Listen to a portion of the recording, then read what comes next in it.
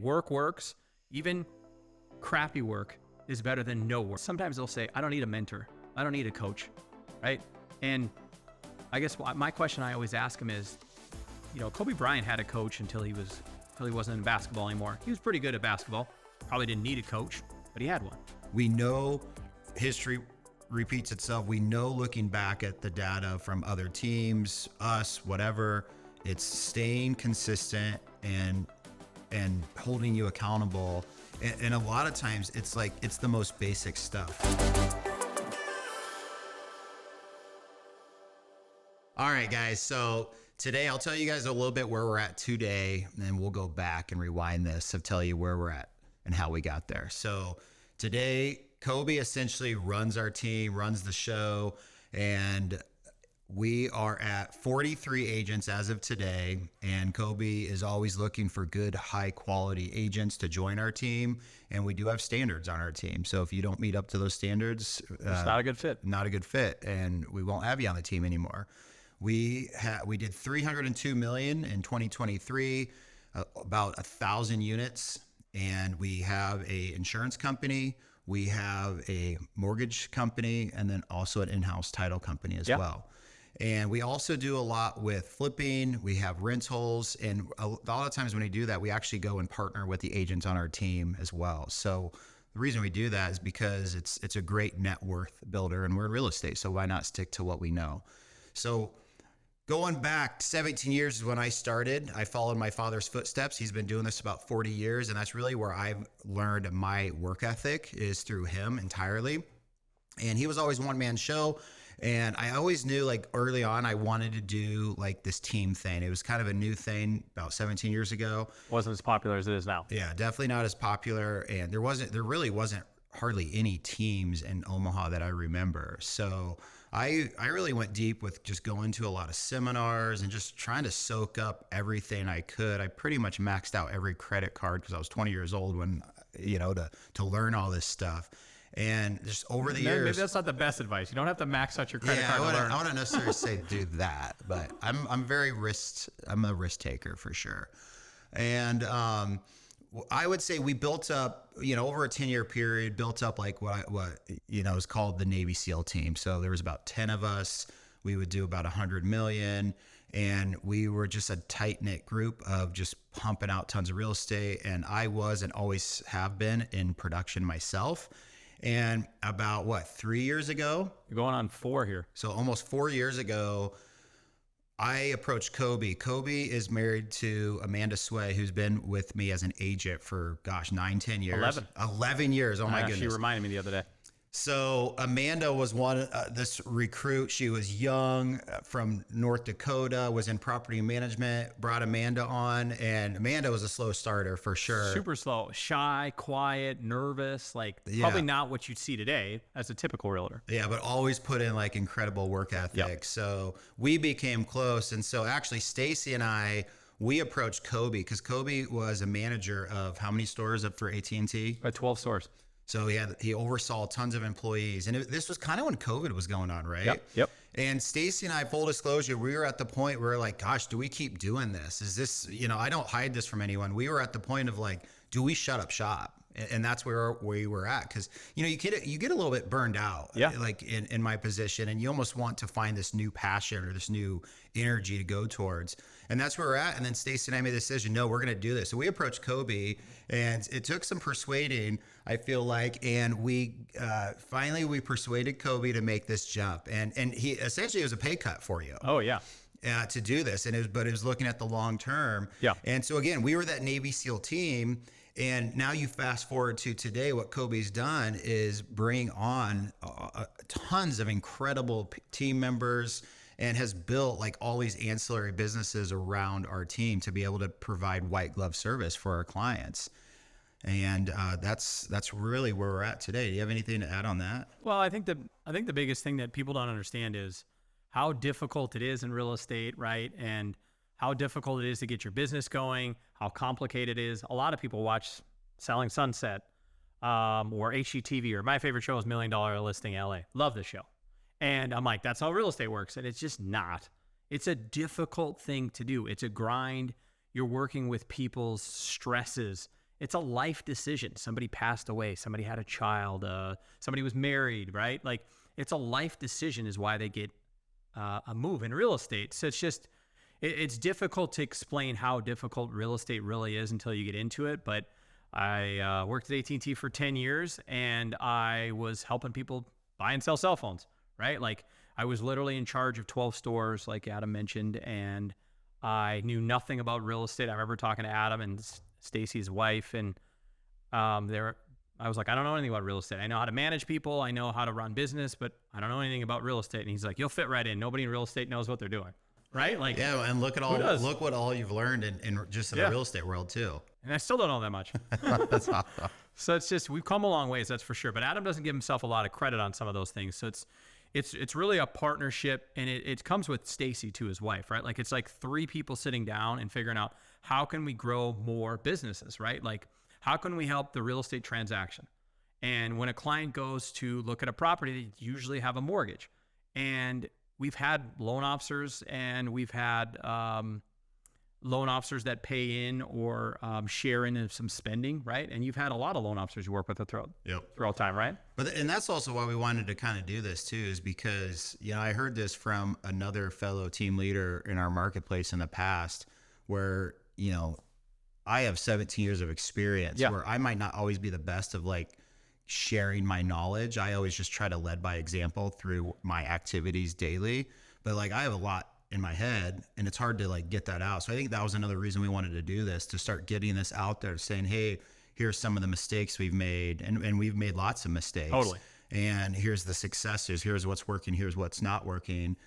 Just to try to get that out there so people can maybe try to learn and maybe learn from our mistakes too, basically. Yeah. And there's a lot there. I mean, it's just difficult to see. I mean, again, like so many people, like you mentioned now, they see the team and where it's at and they just assume like, oh, everything is rainbows and sunshines. And it's just not. Overnight success type. Overnight success. And it's just not. It's been a lot of, issues. And it's just, again, think about the real estate transaction. The mortgage side is an opportunity where we can try to provide a white glove or a better service for our clients, and the realtors can trust that person.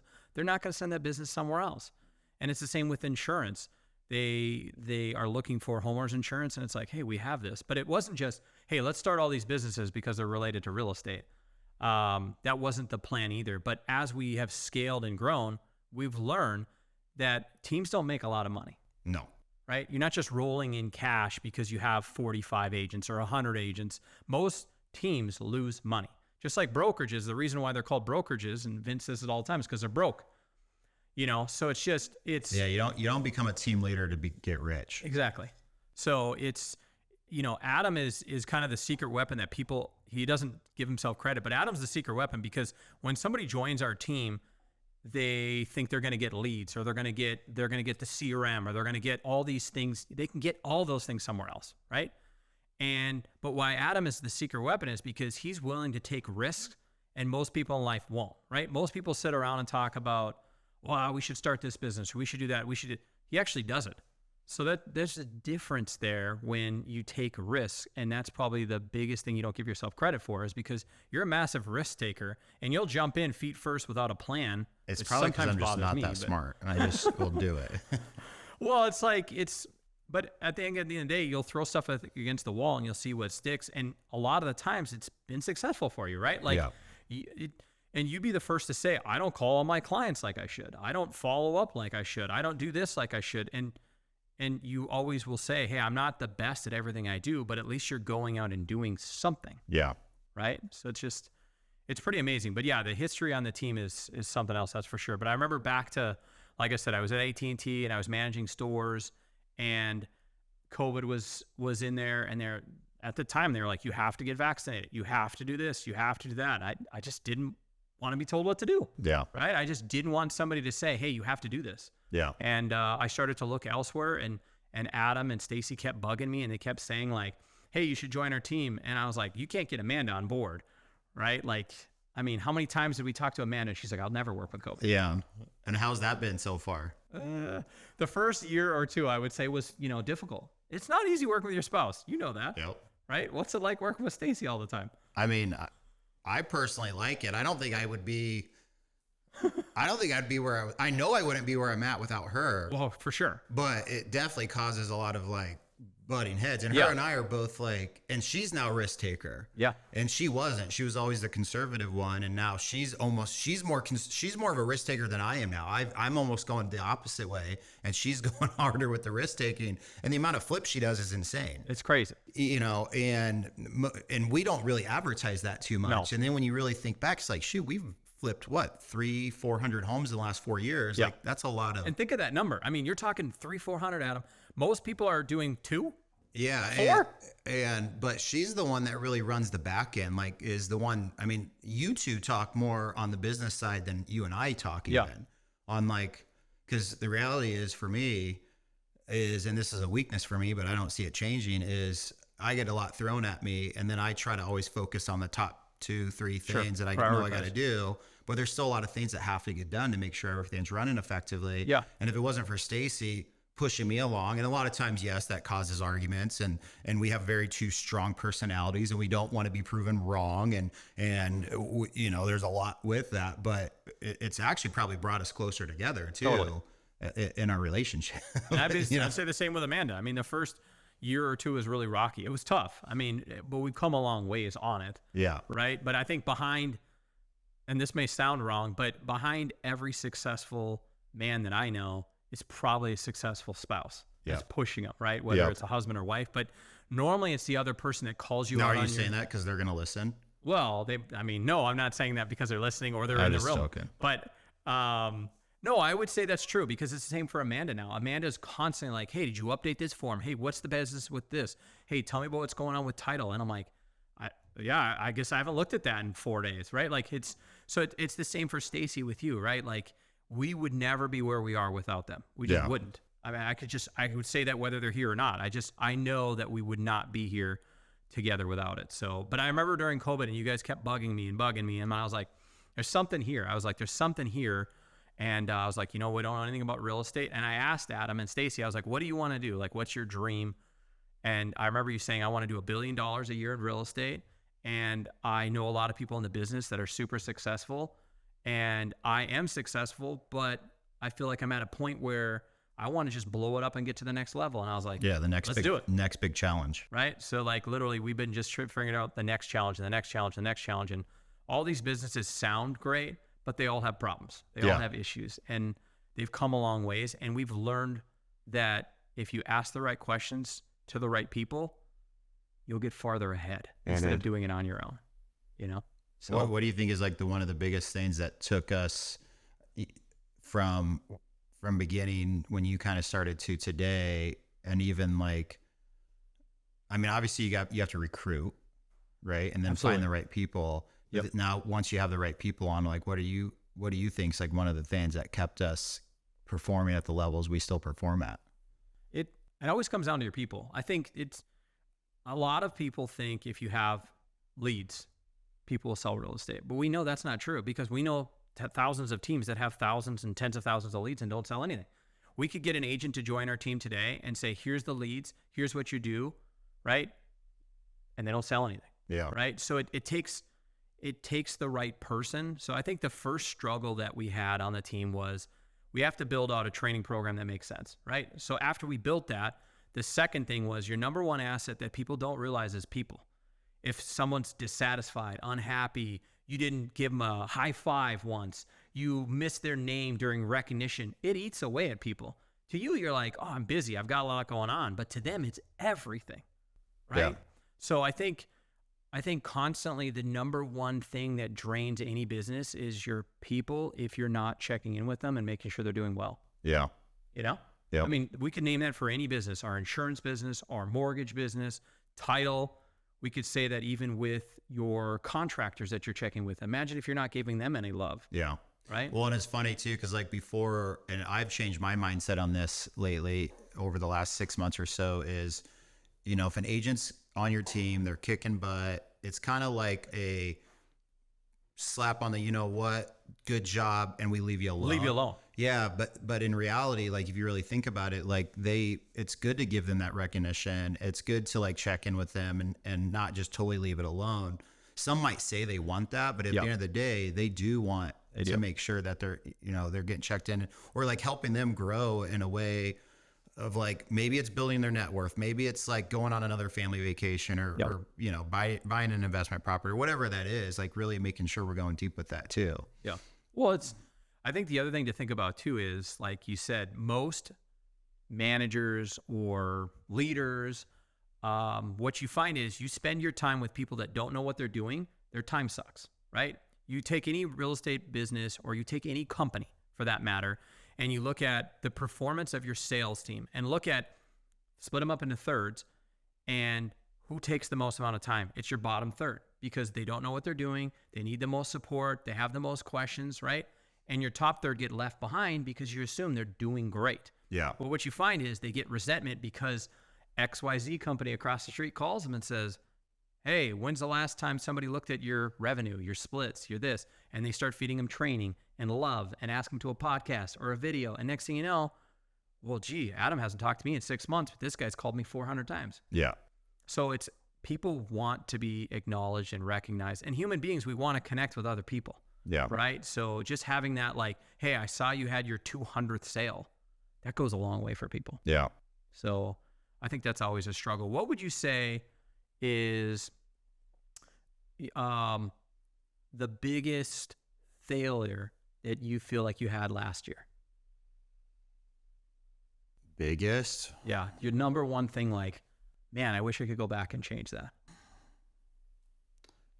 I would say, I mean, gosh, it's a mixture of things too, right? Like, I would say me not being consistent on just the things I need to do in my personal business, and then also probably not checking in with agents like I should. Yeah, mate. Maybe not showing love. I would say the biggest, if we're talking on the team level, would be almost, and it's funny too, because we talked with John Sheplack, who's our coach today, actually, and he's telling us some stories of other big teams and what's happened with them. And thankfully that didn't happen with us. But I would say there's no magic pill in going and being successful. We can't give someone motivation, right? I would say the best thing that we can do for someone is holding them accountable, period, in a conversation. Yeah. It's not more leads. It's not more, there's no secret thing. No. It's just literally holding them accountable. So I would say maybe going back, and our agents performed really well. Yeah. Now there were some that fell off, right? Sure.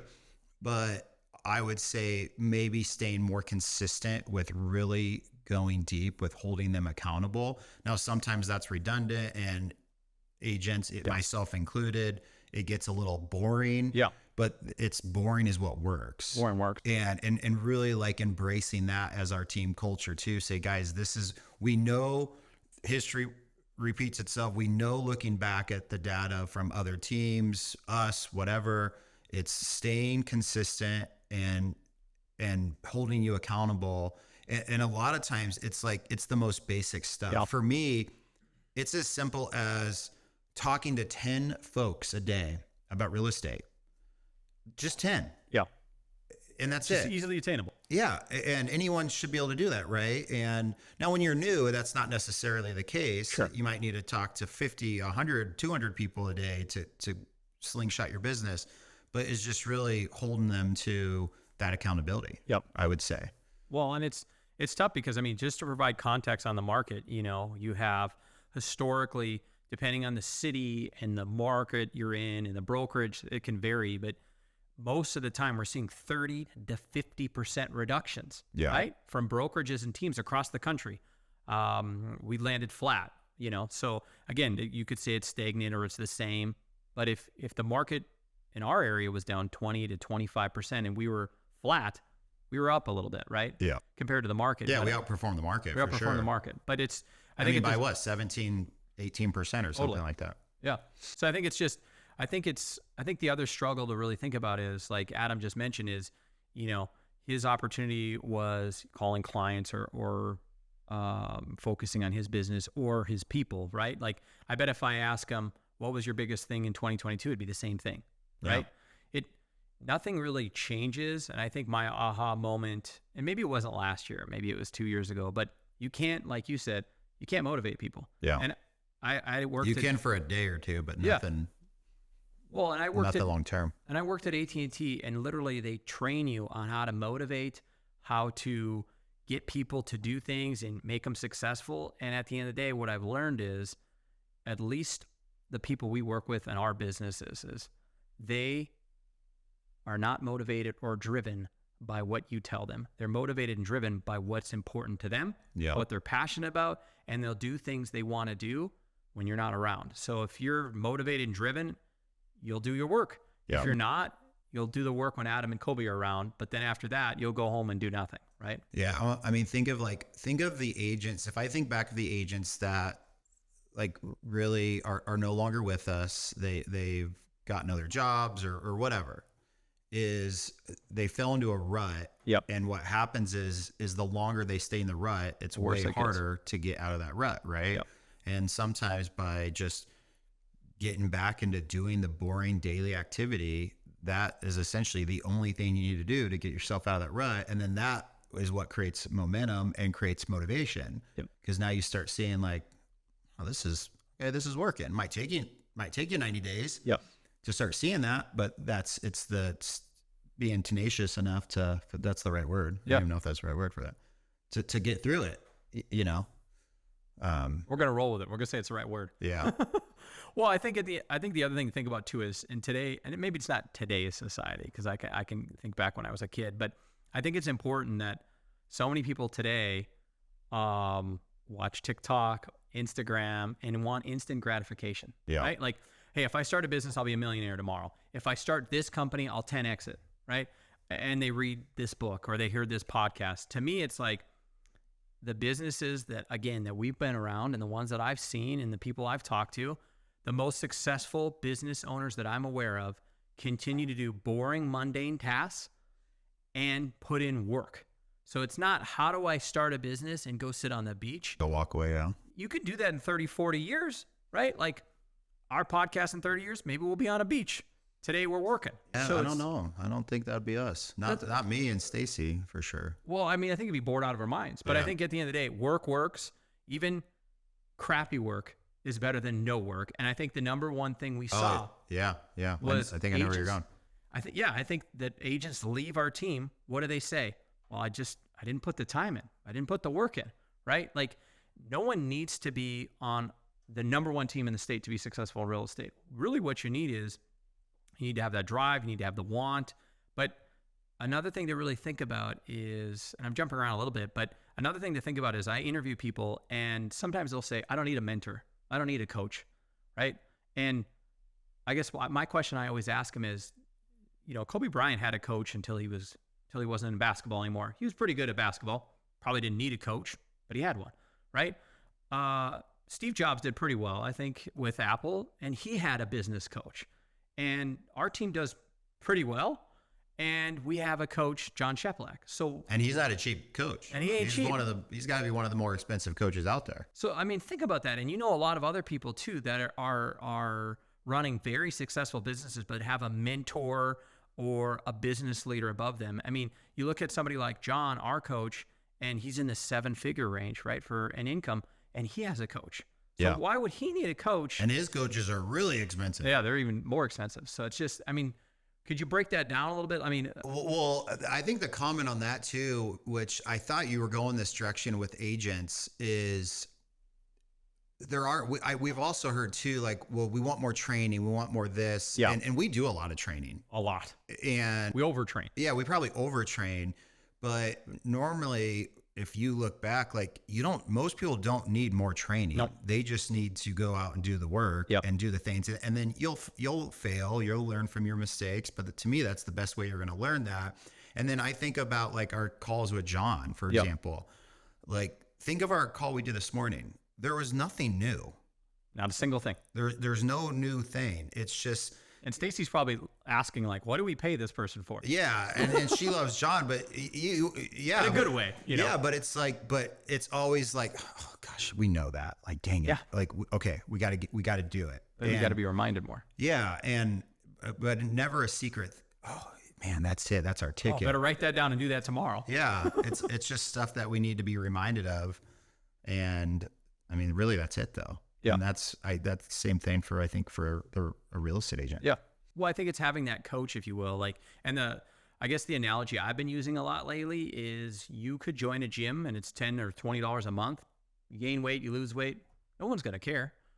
If you hire a personal trainer for $150 to $200 an hour, do you think you'll be in shape? Or do you think by joining a gym, you'll be in shape with no accountability? Yep. Right? Like, and I think that's where a coach comes in, or a mentor, to call you out on your things. Just like you mentioned earlier with Stacy, like, she calls you out on your activity. So you start to identify, you know what? I haven't called somebody in a while, or I haven't done this, right? It comes from a place of love. A lot of people think accountability is negative. If you have the wrong person around you, yes, it is. But accountability is always from a place of love, because again, if Stacy wanted to say something to hurt your feelings, she would say that. But Stacy's saying it so she gets you going. It's kind of a daily basis for Stacy. Actually, but that's how I get motivated. But that's how you get motivated, right? Yeah, she knows that. She knows so if she that. says something positive, you're not going to change. Yeah. Right? Yeah. So my point is, I'm like, sick. it's got to come from the right place, is my point, right? Yeah. Like, and it goes full circle that every single person that I know that's successful has a coach or a mentor. Yeah. And I don't know anybody that's doing it on their own, checking in with themselves, reading their own books, talking to themselves, and getting up and doing the things by themselves. Yeah. Well, even think of like Janelle, we got off it, and I know after that call, you and Janelle were Janelle's our sales coach, just so you know. Yeah, and she's pumped up. Like it gives her she's like excited. This new energy. Like, okay, like boom, I already knew this stuff, and now it just reinforces the direction I'm going. Exactly. So it's and that was something we learned too. I mean, the sales coach, we used to have mentors on the team. We had agents on the team, and now we moved into having one sales coach, if you will. And that was a mistake for us, because, other teams have done that. And I'm sure there's teams that do it effectively. Of course. And we would compensate our mentors too. But there was times where it was too daunting for them. It was too much. And then you could see where it would be draining for the mentor. And then maybe even the mentee was like, they're not giving me enough time. And, it was that constant battle. Yeah. And really, most mentees don't need more time. They just need to, again, it goes back to they're looking for that secret sauce. Exactly. And it's, so that was definitely something that we would have done. We probably wouldn't have done if you fast forward and knew it. I mean, that for sure, we could look back and say in the last 4 years, we'd probably not do that. But that was a fail. I think something to think about on that is, and this is what I have said to other people, is when you go to, let's say, high school or college, that person is educated and has a degree on how to educate and train you on history or math or science. So how is it fair and this is where I push on this hard, how is a team leader and a broker or a mentor like we had, how are they trained? Are they professionally trained from a college? No. Are they trained from a high school? No. But they know how to sell real estate. Okay. But again, when you meet a teacher, they're completely different than somebody who's a history buff, right? Wouldn't you say? Yeah. So what I've learned is, if you don't have someone who is a teacher trying to teach agents real estate, they're not successful. Look how many team leaders and brokerages start a team, fall into it, and then everybody leaves them because they don't help them. You know why? Because they're like, well, I sold a lot of houses. Well, what should I do? Well, just follow me around. That's not successful. And that's why I think the mentorship didn't really work for us, is because they're not educated. They're not trainers. Again, they're not teachers. Yeah. They're realtors. They are successful. And then the last thing I'll say on that is, they also took away from their own business. Yeah, right? That's what I mean. You started to see that happen a little bit. Well, it's what would I rather do? Answer the phone of somebody who's new, or go make $2,000, $4,000? Yeah. But I would say though that's what I like about our team's culture too, is like everyone's willing to help. Absolutely. And that's like part of the requirement when you bring someone on, is like, hey, we look for team players. Like, we're not asking you to go show for agents constantly, but like, there are agents on our team that will definitely help in certain situations. Like, okay, I'm pretty well versed in this. I can jump in and help with this. I mean, think of Janelle. Like, she was an agent on our team, and we approached her to go into this position. Yeah, she was really good at CMAs. I've literally have gone to Janelle and have paid her to do CMAs for me, because I'm not very analytical. So for me to go put together, and think of that, 17 years in the business, and the team leader is asking, but that's like ego right there. You check your ego and you say, hey, I need help. Yeah. I'm not good at it. I'm more like, I present some data, and it's a lot gut for me anymore, which that's hard to for an analytical person, it's really hard for them to take that in. So for my analytical clients, at that time, I was going to Janelle and saying, hey,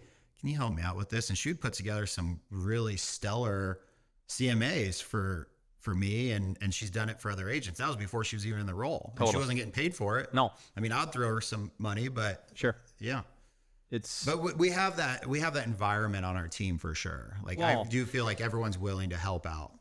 well, I think the other thing is like, it's without having a team of wanting to help others, then what are you doing there? Yeah. Right? Like you're just trying to find a way to save fees. It just doesn't make any sense. But I think it's all about helping people, that's for sure. But I think we learned for sure the mentorship just wasn't what we were looking for. And I'm sure a lot of people feel that way, that the mentorship is just difficult. And again, think about it. They're not teachers. Yeah. That's the point, is a lot of people get into real estate, start teams, brokerages, and they're like, yeah, like take a look at my team. I've sold a lot of houses, and they have no clue how to properly educate and train people. Yeah. But that's really where we've been going deep over the last few years of Totally. how do we create that and Yeah. keep it going and always improving it too. Yeah. That's the other thing too. I find interesting with us is like, I use Zillow. We're obviously highly connected with Zillow. We're the only flex team in Nebraska. And so we do have a really good partnership with Zillow. And I used to fight Zillow all the time. I actually hated the idea of Zillow because they essentially take your listing info and then sell you back the leads. So you had to pay to play. Yeah. And it's still like that today. But it's like fighting against Zillow is like fighting against Amazon or Yeah, Google. you're You're not gonna win. But I think of all the things that Zillow has done. I mean, they've tried so many things. So many. And failed a lot. Absolutely. But they keep going. They just keep going. You know, and they're still a successful company. They might have their dips and everything, but they've tried a lot of things, and they had to shut the doors on, you know, it was like their iBuy program, or Yeah. I think they did a title company and they started and then they stopped and they started again. And, Yeah. you know, and so who knows? And we kind of operate similarly too, which I can see for some people being a little bit of a turnoff, because we're always trying different things. And Stacey and I have always operated on a, like, we're okay with failure. Yep. Like if we fail, we fail. We're going to move past it. We're not going to let that define us, and we'll move on. And that scares most people into not doing anything. Yeah. Yeah. But that's also, I think that's also the exciting thing about it too, is because we are willing to try different things. But again, okay, that didn't work. We'll move on. Well, and think of what's funny about Zillow is a lot of realtors don't like Zillow, right? Like we're all in on Zillow. We love Zillow. And sometimes it's a love-hate with realtors, honestly, because what we find is that the reason why Zillow exists is because realtors don't follow up. They don't follow up. Yeah. So they talk to a client. They're like, you know, I'm looking in maybe 6 months. Well, that's way too far. I need someone that's going to buy today, right? Like, Yeah. and they don't follow up. So Zillow has found that if you continue to work with people 2 years, 3 years, 4 years, 5 years, they'll stay on your website and they can sell that lead. And look at what agents on our team. We can give a lead to somebody and we're like, this is great. Here's the payout. It's amazing. It's great. It's a year away. And they're like, okay. Or we'll give you this lead from Zillow. It's 3 weeks away, but it's probably a third of the pay. And you'd think, as a successful person running a real estate company, they'd be like, man, if I just work a little bit more, I want that. We haven't seen that. Yeah. It's just we haven't seen that at all. Most people want the instant. Instant But that's, gratification. that's on that topic too. We do try to, we definitely encourage, like, we use Zillow as like it's a product. If you want to jump on Zillow, and there's agents on our team that will jump on Zillow, they step away from it for 6 months because they want to work on their own business. Then they're like, okay, I'm seeing a little bit of a lull. I want to jump back on. And so it's this product that you can jump on, jump off. And that's what I like about that. It's not like you don't have to go all in on it. No. But it is interesting when you see that, because there are some agents on our team that just want only Zillow. Oh, totally. And they'll take lesser pay. Yeah. And it's because Zillow takes their fee. Totally. But I always find that interesting, because I'm more of the, maybe call it old school. Like, shoot, I think of some of my sales this last year, I worked some of them for 9 years before I converted them. I think most people would probably just give up. Well, and you never give up. And most of the time people are like, give up. And I won't give up. I won't give up on a seller or a buyer lead ever. Yeah. Like I never, like we have CRMs, like I will never trash someone. Yeah. Ever. Like I have bad, like, I don't know. Like I'm like, nope. I'm going to keep working you until you tell me to F off, and then I'll leave you alone. Then you'll leave them alone. But most people don't tell you that. They're like, No. yeah, just They just you know, keep playing keep the ghost checking game. in, whatever value I can provide, market updates, whatever, I'm here for you.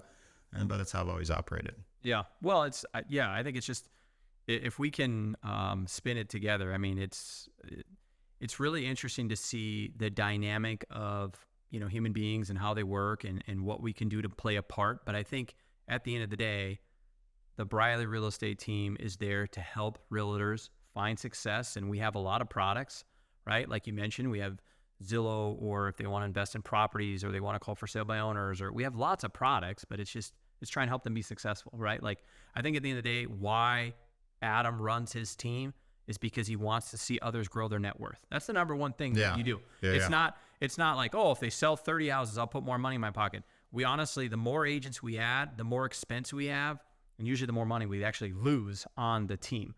The biggest thing that gets you going and Stacy going is finding an agent, and we won't have time for this today, but finding an agent that starts off the street with nothing, and they have their own house, they have a beautiful family, they have all these things that you have helped partner with them and help them grow or expand their mind. So many people put lids on themselves, and we could go into it, this agent, that agent, but agents put a lid on themselves and say, I can't do more than this.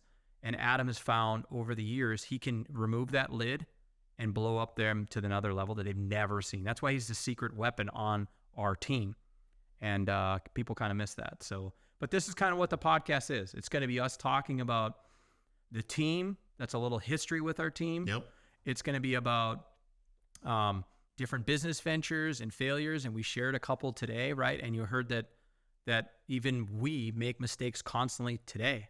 So, I mean, I'm excited to get the podcast going and get the word out there of like what we're doing and how we've been successful and sharing. Yeah, definitely topics that I want to talk about next time is like agent retention, investment side of it. That's probably where I'm probably going the deepest right now is the investment side with our agents, because there seems to be a lot of interest in it. A lot of people want to go there, and we have a lot of young agents too. And I that's what I think is cool, just watching them stair step up and really grow that, I think is really, really cool to see. Well, I think now with social media and TV shows, we found that your biggest and fastest way to grow net worth is through real estate. Yeah. We're lucky that we're in that field, and we're lucky that you know what you're doing in that field. Yep. So yeah, absolutely. I'm excited for this. I think we'll be able to draw a lot of info out of you and I. Absolutely. That's a little scattered. We jump around a lot. Yeah. Well, we both have ADD really bad. So. Really bad. All right. Well, that's it for today, guys. And look forward to next time.